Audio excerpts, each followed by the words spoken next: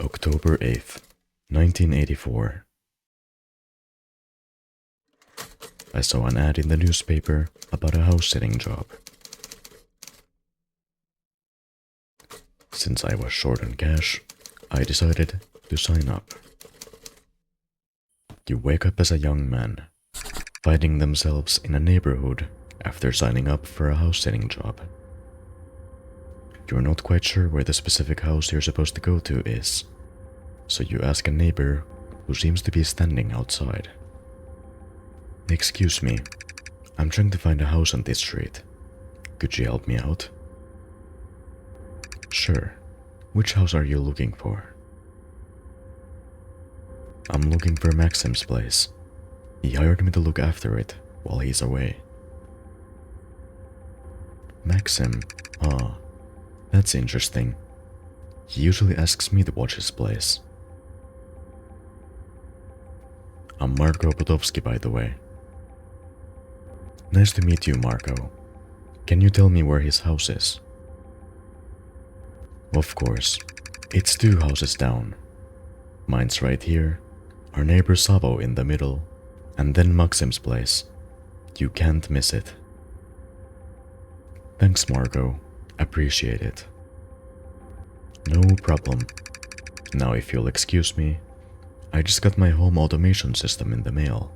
I'm really excited." "Oh, that sounds interesting. What does it do?" "Well, it's supposed to make life a whole lot easier. You know, controlling the lights, temperature, even the security system. Pretty cool stuff." "Wow, that does sound convenient. Why did you decide to get it?"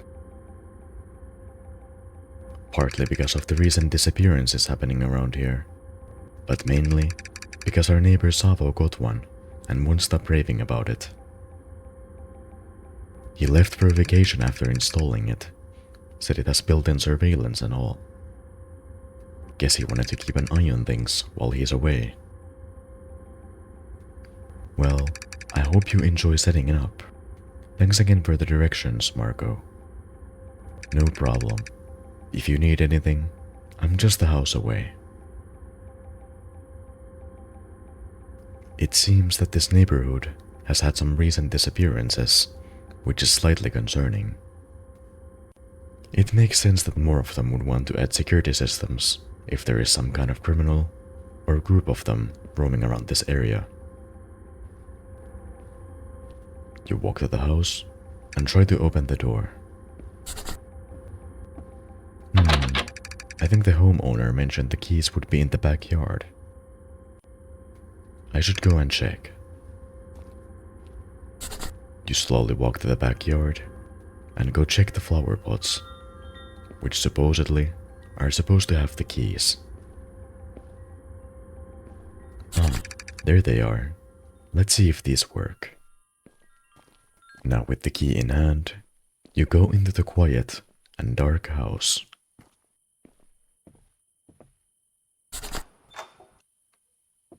After entering and closing the door,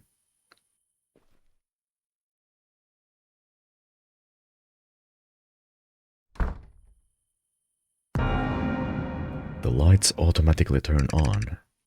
Huh. I suppose they have some kind of motion detection.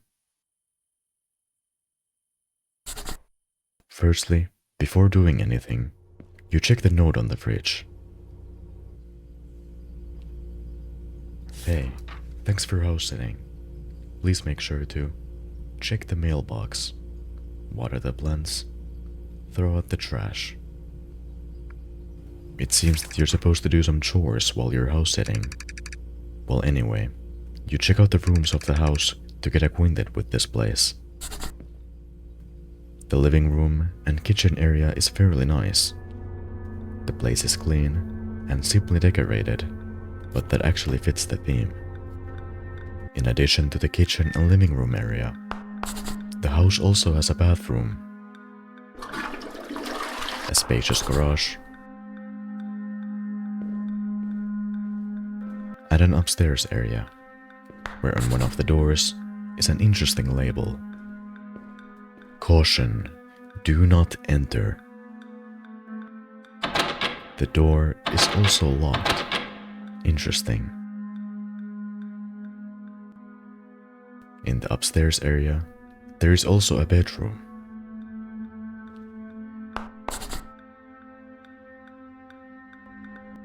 Another bathroom.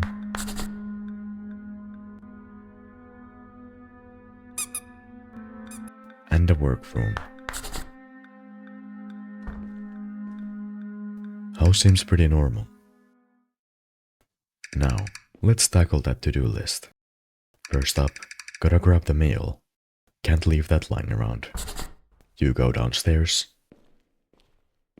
open the front door, and check the mailbox.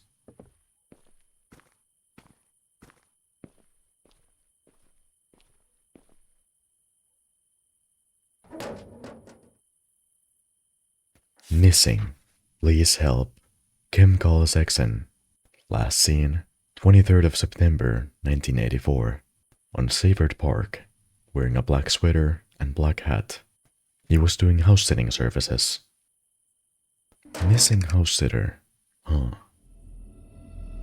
Sounds like the beginning of a mystery novel. It indeed does. It seems interesting that the Marco person from earlier mentioned that the owner of the house you're currently house sitting usually asks him to watch the house. But now suddenly, they wanted a house sitter. Maybe it would be good to keep an eye out so you don't end up like Chemcall on the poster. Next up, you go pick up the watering can from the garage and go to the backyard to water the flowers.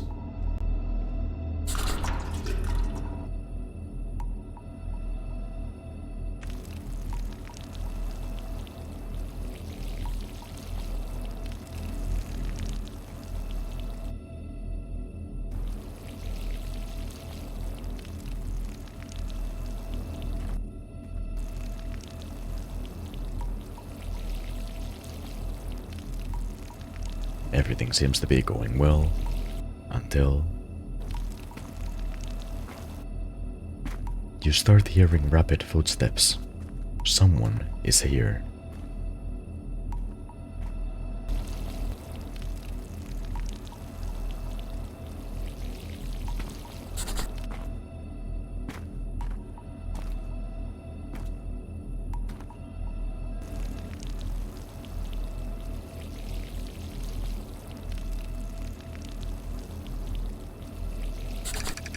After watering the flowers, you go through the back door to pick up the trash from the kitchen.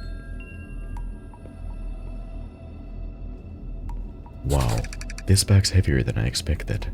And what's with these bones sticking out? Maybe I should lay off the detective novels for a while. You open the front door and stop. You scared the shit out of me. I'm Agent Bristolino, Federal Investigations Bureau. I need to ask you a few questions. Sure. What's this about? There have been reports of disturbances in this area. Disappearances, strange phenomena. We're conducting an investigation. Yeah, I've heard. Everything's fine here. Just taking out the trash. Are you sure? We've reason to believe there's more to this neighborhood than meets the eye. Yeah, 100%. Just taking out the trash, you know? Alright. But keep your eyes and ears open. We need to get to the bottom of this. Of course. Will do. Thanks, Inspector. No problem. Stay safe out there. It seems that even the authorities are conducting a search on this neighborhood because of the recent disappearances and so-called strange phenomena. It's unsure what is really going on here, but you have a job to do. So you take out the suspiciously heavy bag of trash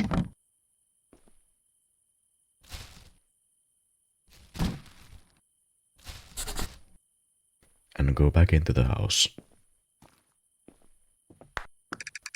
But something happens. It was only brief, but you saw a quick glance of some kind of figure in the living room, turning the lights off. You walk inside. The air feels more eerie than before,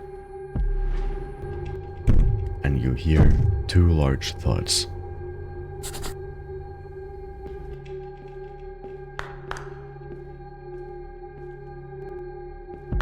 Nobody in the bathroom. Nobody in the workroom. And nobody in the bedroom. Maybe what you saw was only a hallucination due to being too tired. But the sign on one of the doors seems to have fallen off. The pizza from the living room table is also gone. You pick up the cereal and try to go to sleep in the bedroom.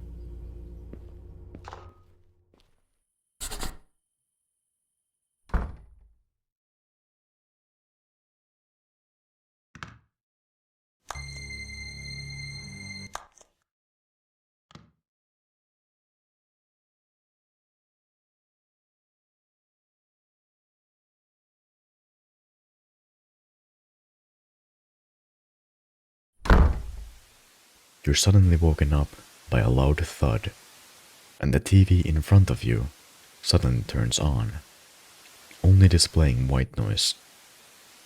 Someone was at the door.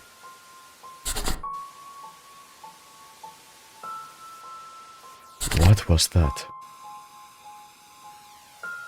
You walk out of the bedroom, and the previously locked door is now open, by way of the door being ripped from its hinges.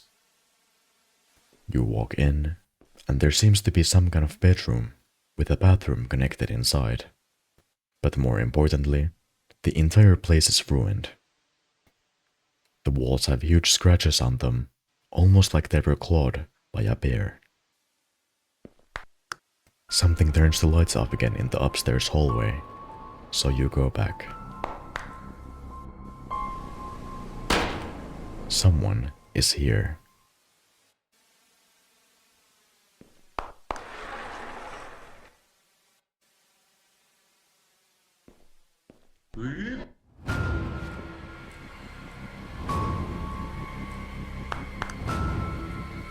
Rubber Ducky.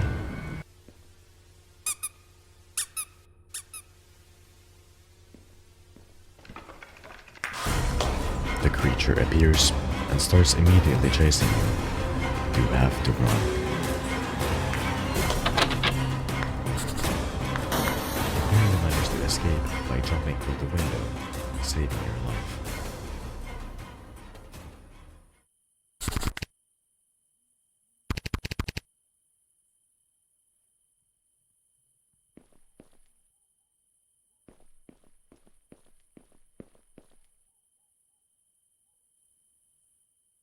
I kept running until I reached the nearest police station.